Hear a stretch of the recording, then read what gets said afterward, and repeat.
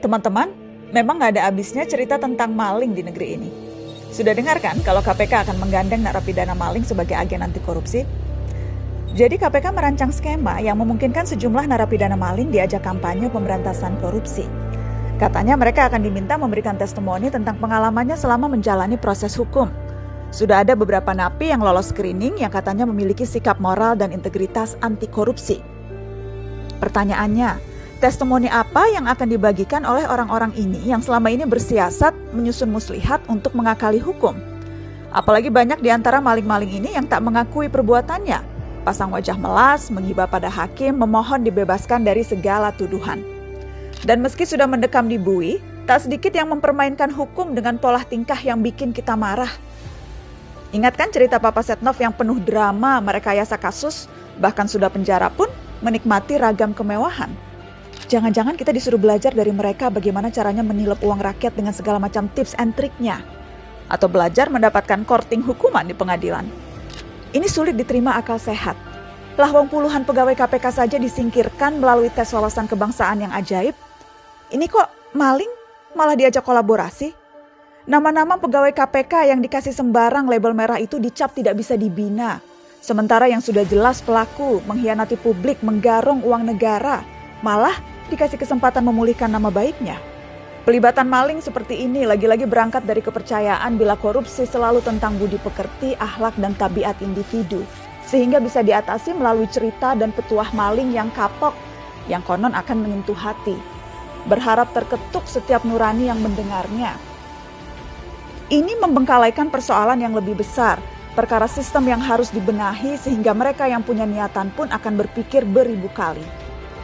Ya, kampanye anti korupsi itu penting, tapi bagaimana dengan sistem hukum dan penegakannya? Kita lihat saja betapa maha pengampunnya perlakuan pada maling, bahkan seakan diberi karpet merah. Mereka diberi kortingan sanksi, panggung, pembelaan, kemewahan, diberikan kesempatan demi kesempatan. Alih-alih digandeng untuk diajak kerjasama, kenapa tidak membuat maling-maling itu jerah? Tapi sudah di penjara pun masih ada yang terjerat lagi kasus korupsi. Jadi masih percaya bisa jerah. Contohnya, Bupati Kudus Muhammad Tamzil kemarin terbukti jual beli jabatan di lingkungan Pemkab Kudus. Padahal ia baru saja bebas di tahun 2015 dari jeruji besi karena kasus korupsi dana bantuan sarana dan prasarana pendidikan. Lalu yang terbaru dan kalian pasti sudah tahu, mantan Menteri Sosial Juliari Batubara akhirnya sudah dapat ketok palu. Dia divonis penjara 12 tahun dan denda 500 juta rupiah, amat enteng untuk ukuran apa yang sudah dirampasnya. Yang bikin gemas adalah pertimbangan hakim meringankan hukumannya. Gara-garanya selama ini Juliari dianggap sudah menderita karena dicaci, dimaki, dan dihina oleh masyarakat. Jadi salah gue, salah teman-teman gue. Ya kali kita kasih puk-puk, kita bikinin yel-yel atau quotes-quotes penyemangat dari Pinterest. Ya wajar publik marah. Pertimbangan hakim itu secara terbuka mempertentangkan hukum dengan kehendak dan suara rakyat, seakan-akan rakyat yang jahat, seakan-akan kita yang kejam. Sama seperti sebutan penyintas korupsi yang disematkan KPK kepada para napi korupsi. Kata penyintas ini di Kamus Besar Bahasa Indonesia berarti korban atau orang yang mampu bertahan hidup. Konteksnya biasanya bertahan dari hal-hal buruk yang datang atau disebabkan oleh orang lain atau pihak eksternal, seperti bencana, penyakit, korban kekerasan. Pendeknya penyintas adalah korban yang bertahan atas hal-hal buruk yang tak dikehendaki. Memangnya korupsi yang mereka lakukan dilakukan pihak luar? Memangnya kita yang korupsi, rakyat yang korupsi, lalu mereka yang masuk penjara? Kan bukan begitu.